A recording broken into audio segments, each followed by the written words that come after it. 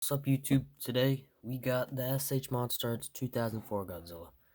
So, to start off, I do want to say I do not own the original release from 2022. As you can see here, the original release released back then. This is the reissue. As you can see here, on the bottom of the box, it says right there. So, first off, I'll start off with paint. Now, I'm gonna say I'm pretty disappointed with this guy for his price point. I'll show my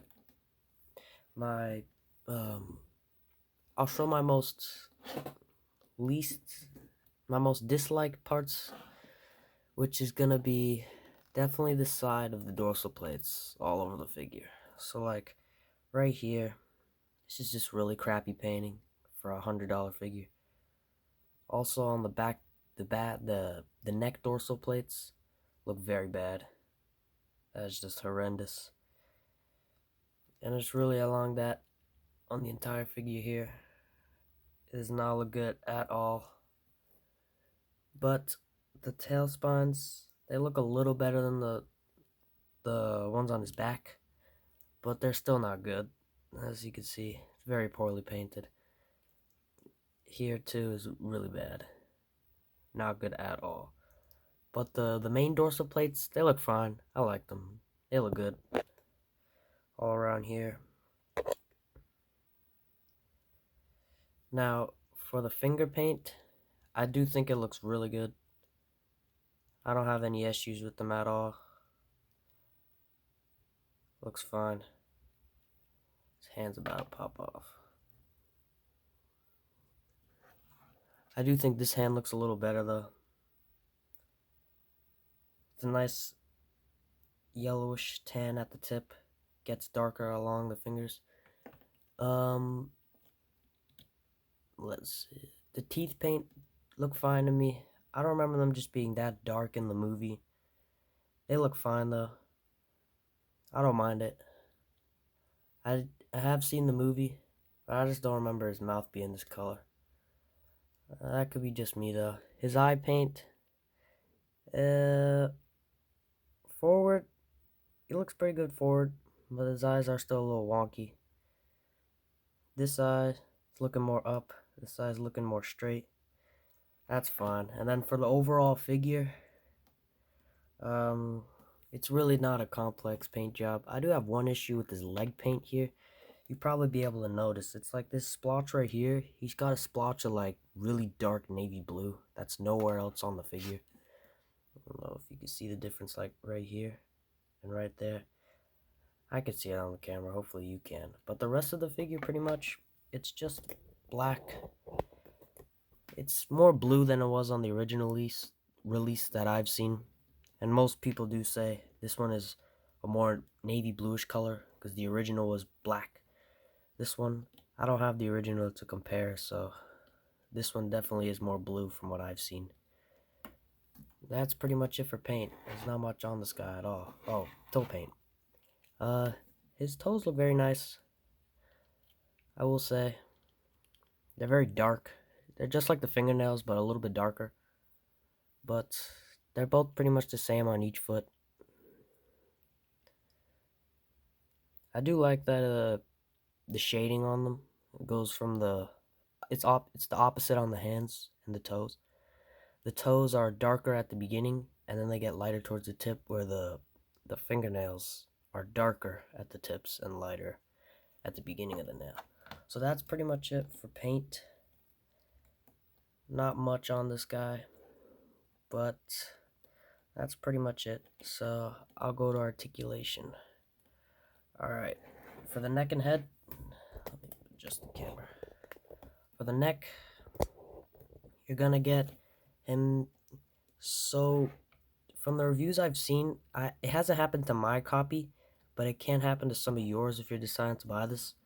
But the neck system, where the dumbbell ball joints in his neck, he can't really, I'm not going to do it to pop off his head on purpose, but other people say that you're not supposed to push his head down by itself. You have to use all the neck systems. And the neck ball joint, is gonna be able to get you to look down this far without the ab crunch. Now you will get a pretty big gap there, but you can readjust the floating piece here to make it look better, like that. And that's as far as you're gonna get his neck down. There. And for looking up, same, you can just, I've done this a few times where it looks like this, but the middle piece is a floating piece, so you can just adjust it, and without the arching back, you'll be able to get him to look that far up. You will get a gap, but you can just push his head forward and then make it look up even more.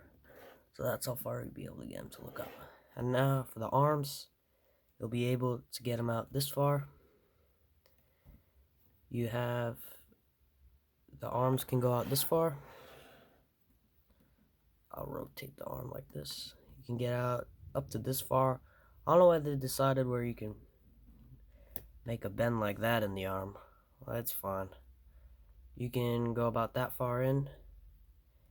Put your arms down. Again, that's as far as you can get your arms down, like that. You have a swivel here. Actually, no, this is just a floating piece. The swivel is in the little arm. So right here, this is just a floating piece to cover the joints. And for hand articulation, you can get that up. How much down? Way more down than up. And side to side. Not as much, but I don't pose my Godzilla hands that much. I use the arms more. It's pretty much going to be the same. This arm is definitely more stiff than my other one. Up, side to side. That's it for arms. And now let's do the body. So for his ab crunch, there's 3 pieces. You have the torso, then his stomach, and then his upper body. So this is the upper body. It doesn't really move, but the stomach is what's gonna get you the ab crunch. So you can look down a lot.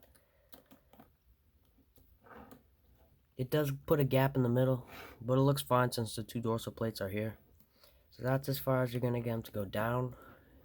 You do get a nice side to side motion, so you can get him to look like this. Same thing on the other side. Looks good.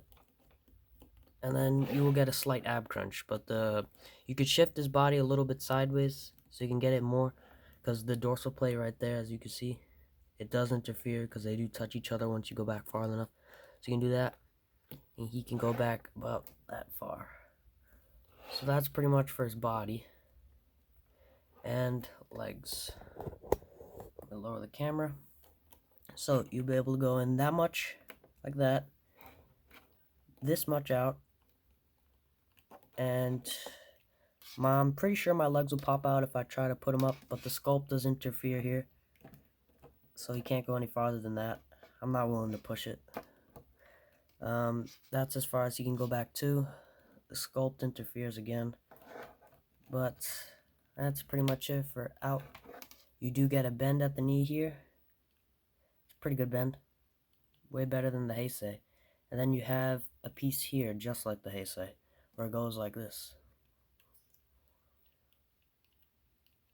So that will make for an extra bend, and you can see it does show a gap down there, but I don't mind.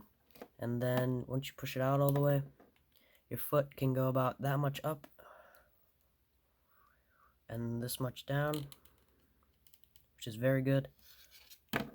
So when you have him standing, you can pretty much get any pose you want with these legs because you can curve, and he has the best pivot out of any figure in my collection. Look at that.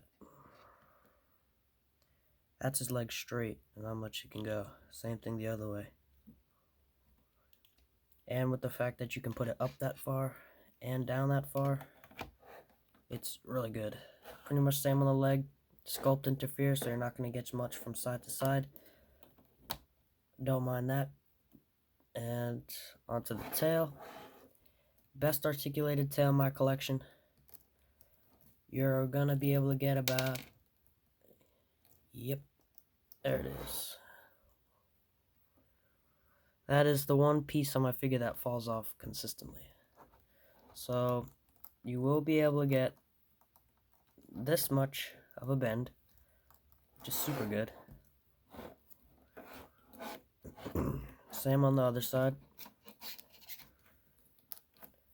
I haven't done it as much on this side because I display him differently. I don't display him on this side very much. So I haven't bent him as... of course. As you can tell, I don't really bend him this far this much. So since that happened, I'ma just... you saw how far his tail can bend at its full capacity. So I'm not going to do it that far on the right side. So this is as far as I'm willing to push it on this side. Oh look, I didn't notice that dorsal plate's bent the wrong way. Yeah, that's fine. That much for the tail. You're gonna be able to get it to go up this much. His tail does feel a little flimsy, but it's not really once you play around with it. It can hold the pose up like this. It's just the dorsal plates do get in the way a little bit. And it does sag a little bit when you do the... if you want to have a neutral tail stance like this. So it's not going to hold the pose very well because it does flop, as you can see. But it is a really good tail, so you'll be able to get lots of curvy poses. I do have one thing that irritates me. This is one of the most articulated points on the figure here, but I don't like that it shows a gap. You can see it right there. It's fine though. So this highly articulated tail will get you lots of good poses. Out of all the figures they should have gave this, I think they should have given Heisei Godzilla a tail like this, because as you saw in my review, his tail can't move for jack squat. And that's pretty much it. All you're gonna get from this guy. Pretty decent figure, but not worth the price point he's at. You will be able to get lots of curves like this. So you can have his tail bending in, and then it can come out like that. This looks very good.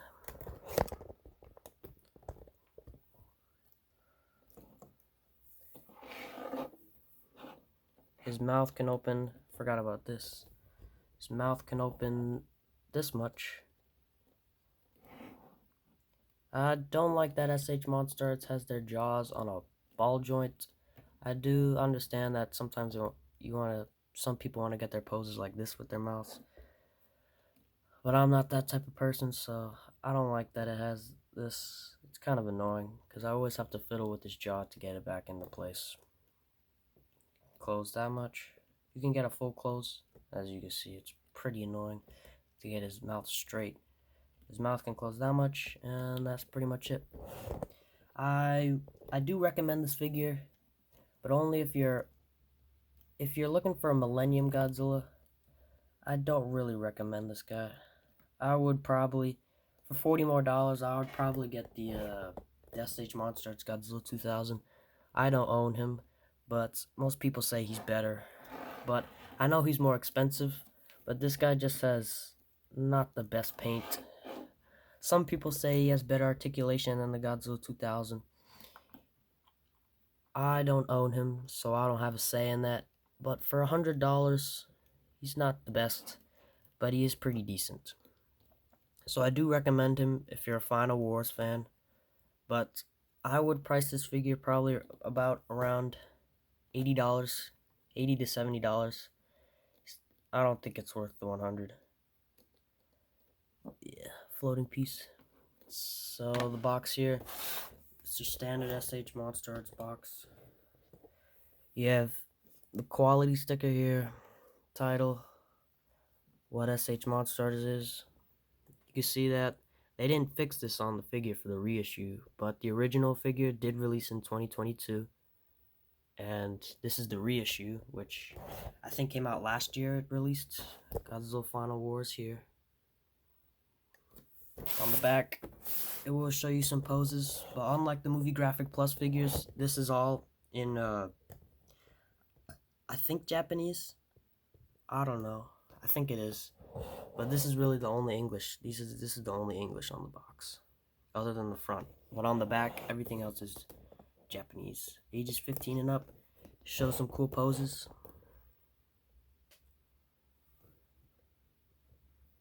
And that'll pretty much be it. For a figure around $100,